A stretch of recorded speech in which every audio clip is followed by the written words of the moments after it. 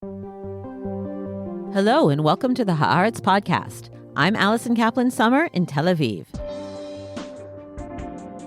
It's been an unprecedented and historic week in Israel. What so many of us thought was an impossible dream became reality.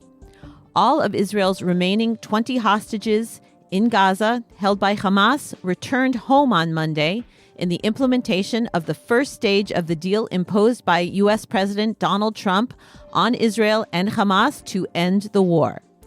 Hundreds of thousands of Israelis crowded into Hostage Square in Tel Aviv, this time not to protest and demonstrate, but to celebrate and thank the man who they believe made it all happen. The same day, President Trump himself swooped into Israel for a victory tour to receive his thank yous in person and to speak at the Knesset. He was the third U.S. president in history to do so and the first since George W. Bush in 2008. He then continued to a summit in Sharm el-Sheikh, Egypt, of international leaders to discuss the future of Gaza. Here in Israel, after the celebrations, we have to face the hard realities. Sticking points in the return of the bodies of the deceased hostages, the extent to which Israel will withdraw from Gaza and when, who will rule Gaza politically and militarily, all of this remains unresolved.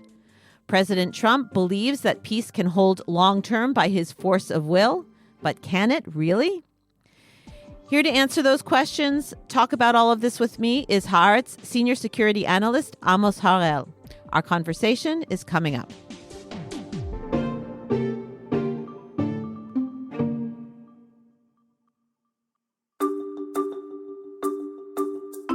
I'm Esther Solomon, Editor-in-Chief of Haaretz English. Around the world, the fight is on to preserve critical and independent media.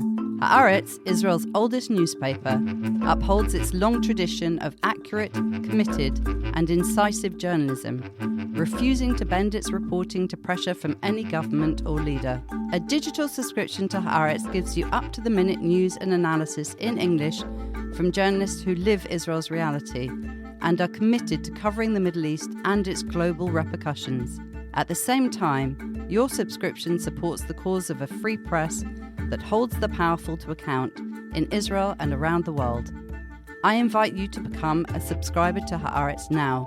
Just go to Haaretz.com and use the code Haaretz10, that's Haaretz with the number 10, for 10% off an annual subscription.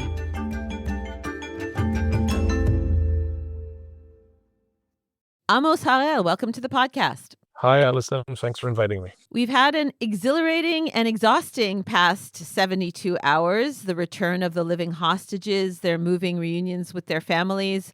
Amos, you're outside. We can hear the birds tweeting in the background, celebrating all of it. I don't think we've quite finished celebrating that yet, but we're definitely sobering up at the moment with the less pleasant experience of the return of the bodies of those killed on October 7th and those who were killed in captivity. We've already had our first mini crisis over it, the test of the first stage of President Donald Trump's 20-point plan. What exactly has happened, and what is it teaching us about the dynamics of this agreement? Well, I think this was something that we could have figured out in advance. Nothing was going to go swiftly here. It's the Middle East. Yitzhak Rabin once said that there are no holy dates in the Middle East. That's true for the details of the different deals as well. And it was rather clear that when it came to finding those bodies of hostages, considering what Gaza Strip went through in the last 2 years, that it was going to be difficult. However, there's a difference between difficulties that could be understood and psychological warfare, which is something that Hamas has been doing for the last 48 or 72 hours. As we speak, there are already 7 bodies returned and identified out of 28. So we're now down to 21 bodies that need to be returned. I'm pretty sure that not all of them will be, and that we will have some similar cases to the famous Ron Arad case, the Air Force navigator who apparently died in Hezbollah's hands in the 90s, and his body was never found. But I think that there's a possibility that it could go down from double digits to something less than that. But it will take quite a few days. And there will be pressure from both sides. We'll see Hamas playing its silly psychological games on the one hand, and we'll see an aggressive Israeli reaction on the other, because this has political implications at home. We're not done yet. It's not over yet. But as you said in the beginning, these are good news. That's the best news we've had for the last 2 years. The fact that the live hostages are back is something that I'm, at least for myself, I could hardly have imagined that a few weeks ago. So a lot has been achieved, but it's not the end of the story. Amos, it seems like the bottom line in making this agreement work lies in who will actually rule over Gaza, whether Hamas will actually disarm, give up its weapons, and if they do, who gets military control? Some sort of force that's put together by the Palestinian Authority, some sort of international force? Will that international force contain nations that might be problematic for Israel, like Turkey? With the Trump plan and after the Sharm el-Sheikh summit, is any of this coming into focus for you? So none of this has been figured out yet. If you remember 2 or 3 weeks ago when Trump for the first time presented his beautiful plan, as he called it, it had, I think, 20 or 21 different steps. It began with 21, it went down to 20. Only a few days later did we realize that the negotiations right now are only focused on 3 or 4 steps, mainly a return of the hostages and then the bodies, and some kind of an Israeli withdrawal. Everything else has been left up in the air. We don't know yet where it's going. As you said, the most important issues are who gets to control the Gaza Strip, what happens with Hamas's weapons, and where does Israel withdraw to? Does the IDF go all the way back outside of Gaza? It's now currently holding 53% of the territory. We'll have to see how this plays out. My main worry right now has to do with Trump's ADD. How much does he really care? How much can he focus on that? Will the people around him, are they capable? They're obviously capable of brokering deals, of forcing the two sides against their original intentions to reach a final agreement, which is a lot. We didn't see Biden doing that. I doubt whether Harris could have achieved that in a theoretical scenario.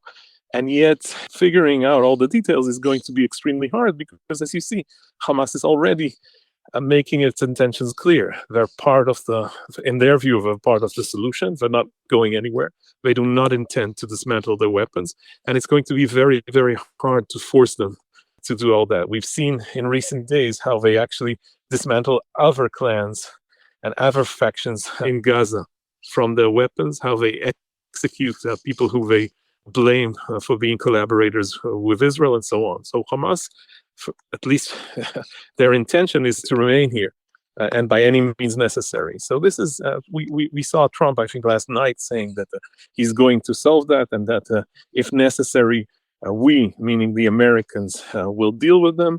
It's not clear yet whether he has a plan except for applying brute force. We'll have to see how this plays out. There are lots and lots of details that are not clear yet. The most recent story I saw a few minutes ago, I think it came from Egypt, said that the intention is to let the international force enter Gaza sometime next month. So on the one hand, it seems very optimistic. On the other, what happens in between? What happens in those 2 or 3 weeks until they enter?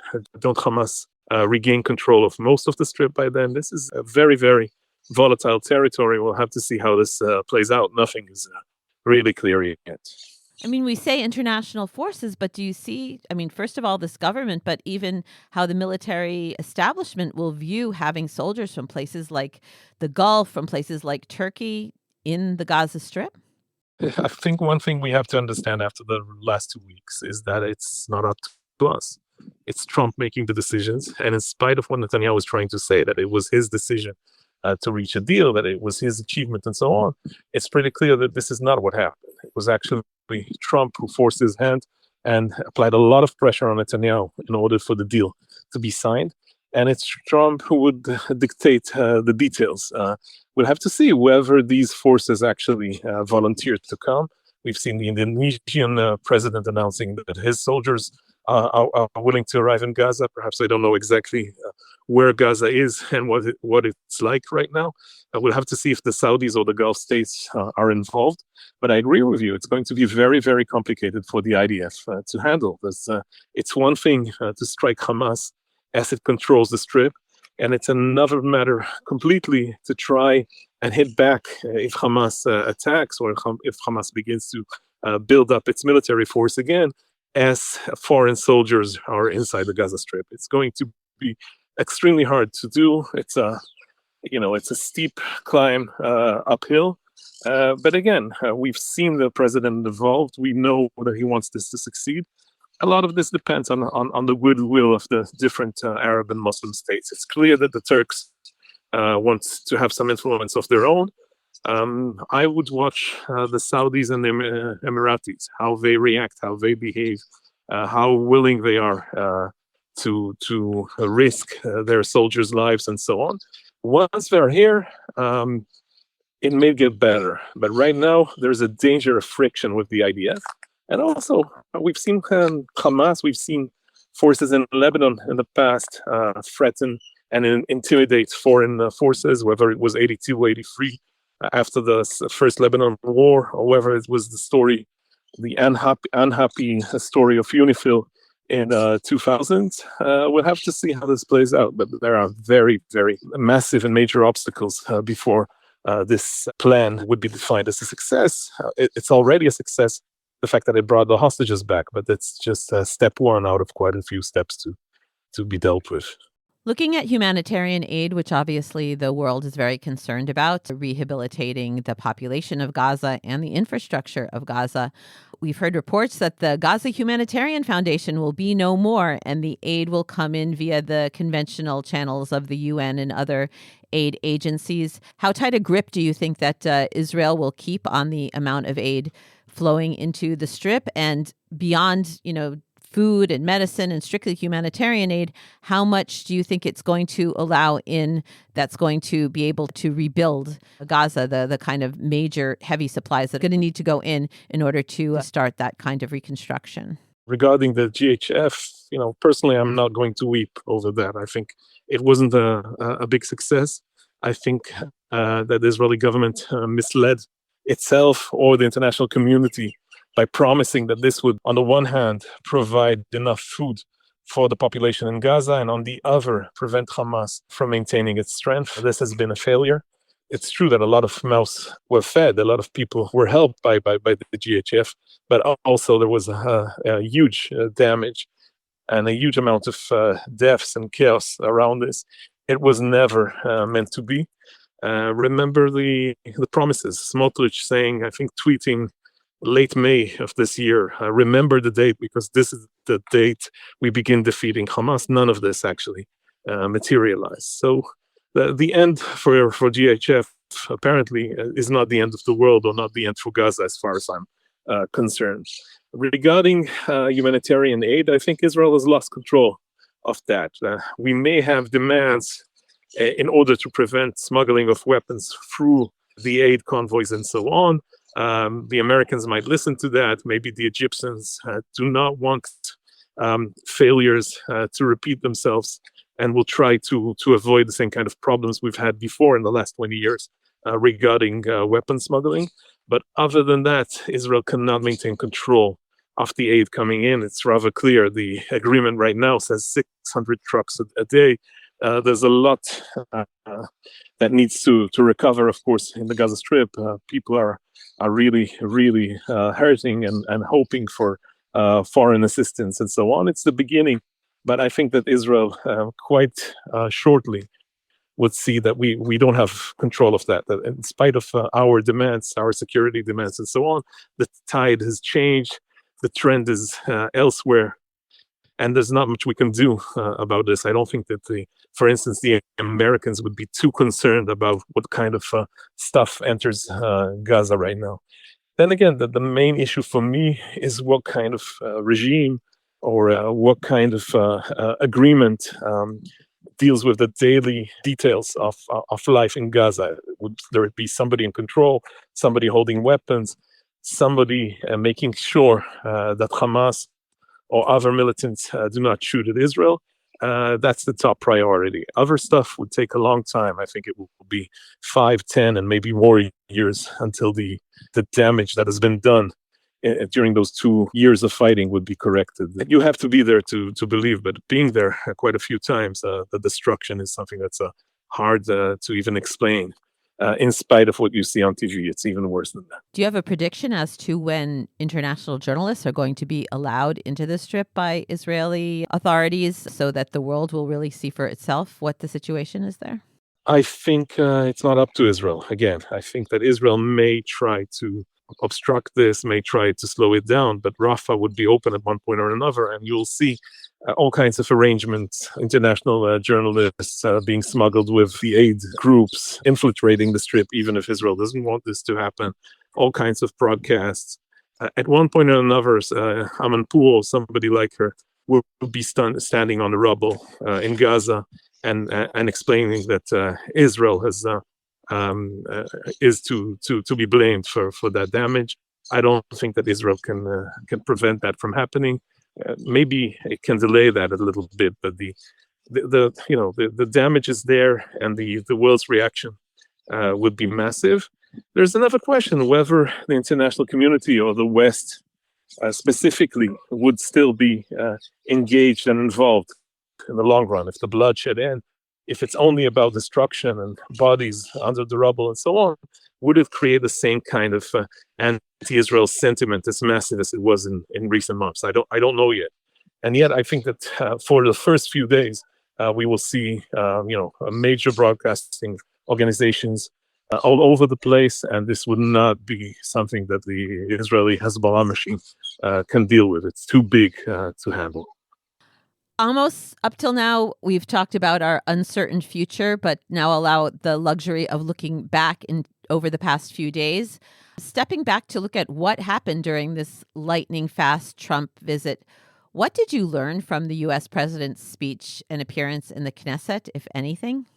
Following Trump is a difficult matter because a lot of this is train of thought. It's hard to realize what he's thinking about at a certain moment, and everything he does think about comes out, but not all of this is logical if you're trying to listen and analyze this. And yet I think there were two important messages there. One was the war is over. This is something he kept returning to while he talked to journalists on Air Force One and so on, and he mentioned that a couple of times during the speech at the Knesset.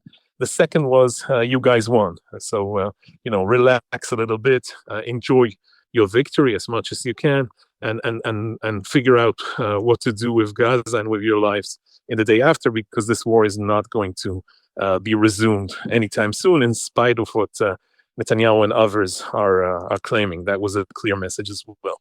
And then there was his relationship with Netanyahu. It's pretty clear that he likes the guy, that in the end there's some personal connection between the two of them. And that he's first willing to praise him. I think we'll see more of that if the elections come along.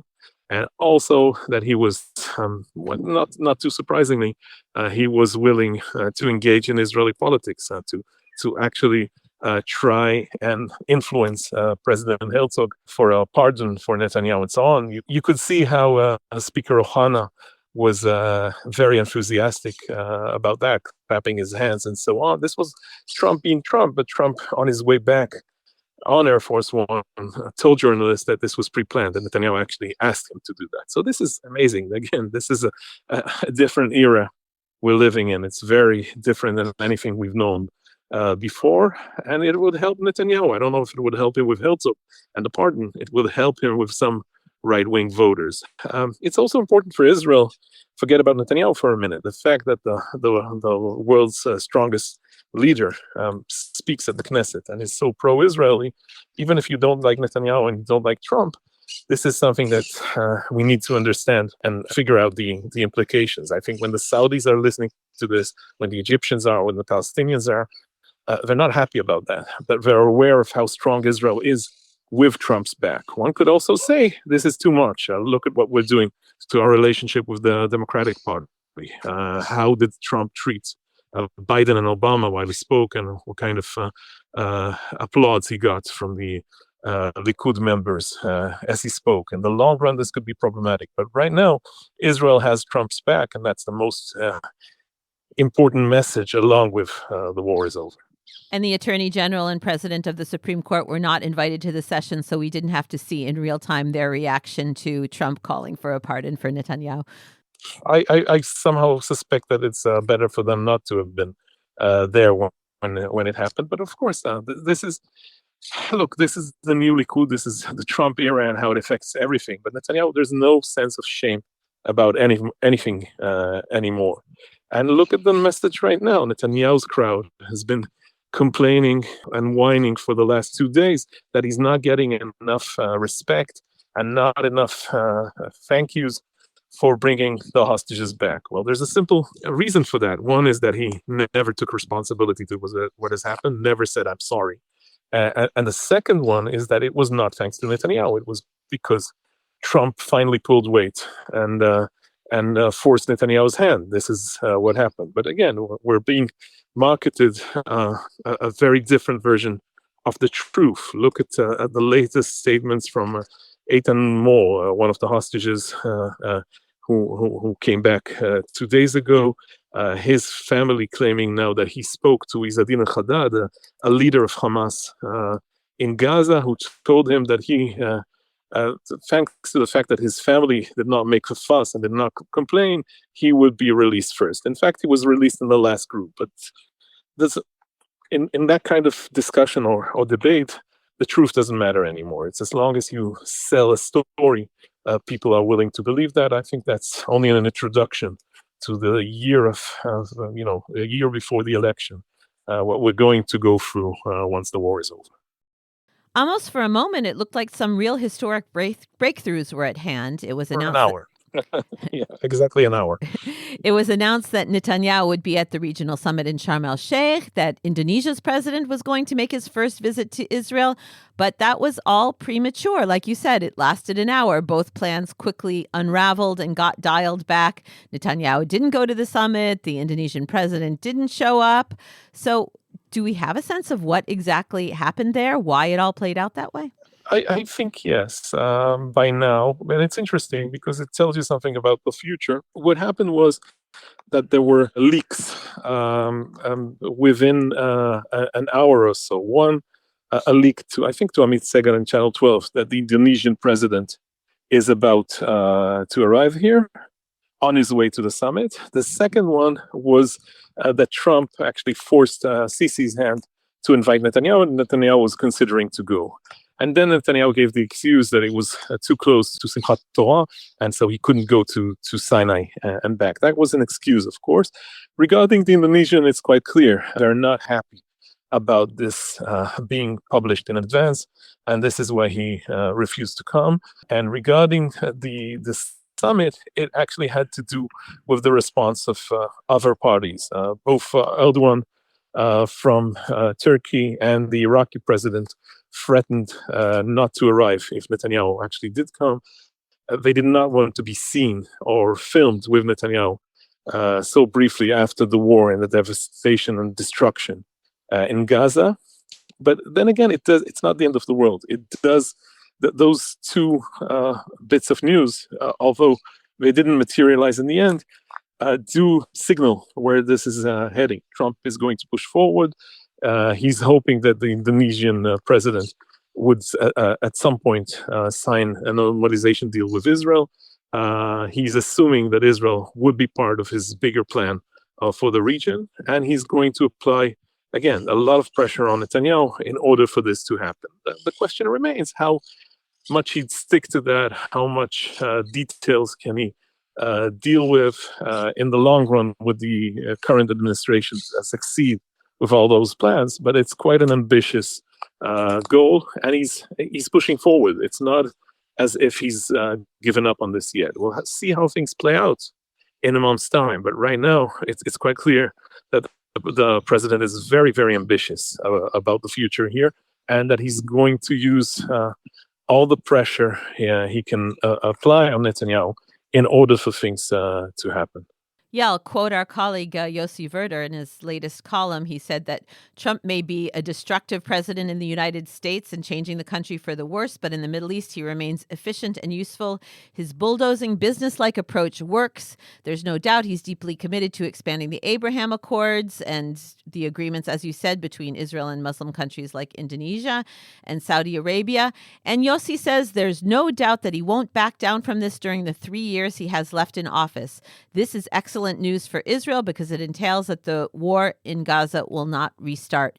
Do you agree? Do you feel as strongly as Yossi that Trump is really going to stick with this and is committed to it? Not to that extent. I think this is borderline too optimistic right now. It's too soon to tell. I'm known I'm sometimes criticized for being too much of a pessimist, although pessimists tend to win those arguments in the Middle East. I think that Trump has been effective until now. I think he's very, very, very ambitious. I think it would be very hard for Netanyahu and for the Arab leaders as well to say no to Trump, but I still see a lot of obstacles on the way. Nothing has been solved yet except for the live hostages problem, which is a huge achievement, but it's not the end of the story. So I'm not as optimistic as Yossi, but I think that a lot of positive things have happened in the last week or so, and we should celebrate them. But it doesn't. We're not promised yet, a happy ending to the story. It's the fact that the war is essentially over is a huge thing. But regarding regional peace, I'd wait and see. You mentioned elections. In implementing Trump's deal or going along with whatever Trump wants, it seems like Netanyahu is going to have a lot of trouble with his right flank. People are happy now that the hostages are released. Do you think he's eager to go to elections soon, or do you think he's going to continue to drag it out for as long as possible? I'll just say that when the deal was announced, my husband turned to me and said, Netanyahu will win the next elections now. And it does. I've heard that so many times. It does seem like a win-win for him because if things go well, he can say, look, and take credit for it. If things go badly, he can say, you see, I was right not to want to end the war so quickly, and I waited until Trump absolutely forced me to. So it kind of seems like he's in a good position. So if you were Netanyahu, would you want to go to elections sooner or later? Thank God I'm not Netanyahu. Look, this is more of a question for Yossi. I'm not sure. I would remind you what happened with Iran. Iran seemed like a huge victory at that time. Netanyahu persuaded Trump to give Israel a green light to attack Iran, and then did something that nobody assumed could happen, persuaded Trump to attack with American planes, Fordo, which was a huge achievement. And yet, he got slightly more popular for about 2 or 3 weeks, and then Israelis forgot about this because the war continued. Soldiers died in Gaza, and Houthis continued launching rocket missiles from Yemen and so on. This time it's bigger, of course, but then again, we'll have to wait for the polls. I think what we'll see would be a bump, a positive bump for him in the polls for the next few weeks, and then people will start remembering what has happened and ask themselves who was to blame for that and who's taking responsibility and so on. I think for the time being, if he's not sure about a quick victory, he won't gamble. It's better for him to not that he's going to enjoy it much, but to stay in power for the next year or so, prepare himself with his coalition partners for the next elections, which are going to be a very tough period for him and for the country. I'm not sure that he's going to gamble so soon over this. And remember, all of those predictions, Netanyahu is done with. Netanyahu is dead politically. He's never going to come back. We've seen all of them wrong. And on the other hand, all of those predictions that he's about to reach a quick and clear victory, that didn't materialize either, except for 22, which had its own reasons. So, I'd wait with the verdict regarding that. But we have to remember that he's the toughest politician around. He has no remorse whatsoever. He stops at nothing, and he's deeply invested in winning this. Something that you cannot say for the opposition. Lapid, Gantz, Eisenkot, maybe Bennett is slightly different, but all the others do not seem to be, real contenders for winning elections against Netanyahu. Almost finally, again, I prefer to have you on to look forward, not backward, but I can't resist asking you about the would've, should've, could've game. Do you think that Israel could have ended the war on better terms much earlier instead of waiting for this gun to the head Trump deal?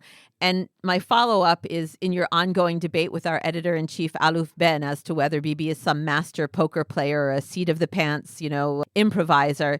Is this the way you think he would have wanted things to go? Was 2 years somehow on his calendar for ending the war? Or is this just a tremendous misstep of the attack in Qatar for which Trump, it was the last straw, it lit a fire under him to force Bibi to end the war? When you look back at those past scenarios, what do you think? Could we have ended this earlier? Yes, I'm pretty sure. Biden proposed a draft which was actually coordinated with Netanyahu around May 24. It was possible, making a lot of concessions, but we could have gotten more hostages back at that time. It's pretty clear that Netanyahu didn't want this to happen. He was biding his time. He was waiting for Trump to be elected, and he feared the collapse of his coalition. So this was the reason it didn't happen, and I'm sure that it could have happened.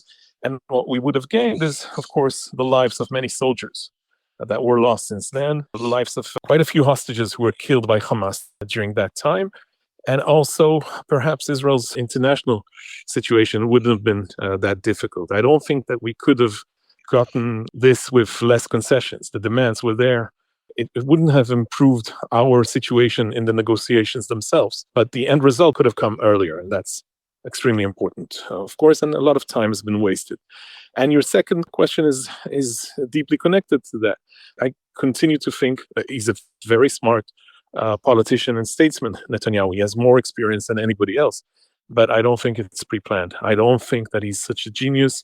I think that he messed up badly when it comes to what happened before October 7th. I think he has a huge responsibility for the country's worst disaster and nightmare. He's to blame for the fiasco, along with the chiefs of Shin Bet, IDF, military intelligence, and so on. And I think he improvised since then. But since he's a very smart man, and since he was with his back against the wall and feared both losing his coalition and going to jail because of the outcome of his legal problems, I think that, he fought for his life. Yeah, he did everything he could in order to survive and was pretty successful at that. But it doesn't seem to me the way they present it right now that he was, everything was pre-planned. He knew that he would defeat Hezbollah, Iran. He knew that he would bring the collapse of the Assad regime and so on. I think this is nonsense. I think he improvised a lot. He panicked for a lot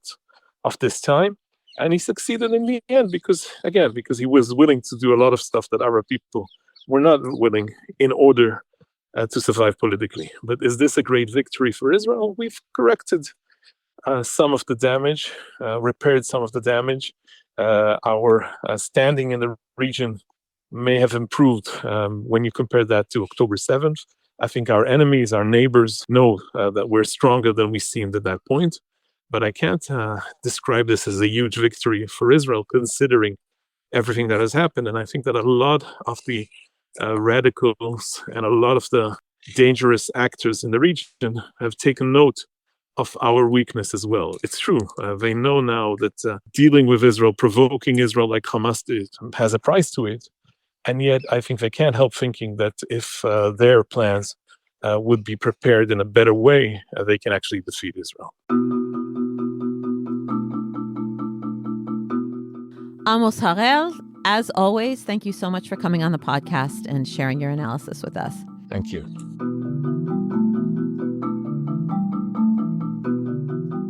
And that's it for this episode of the Haaretz Podcast. Thanks to my guest, Amos Harel, and to producer Dan Brumer and editor Nara Malkin.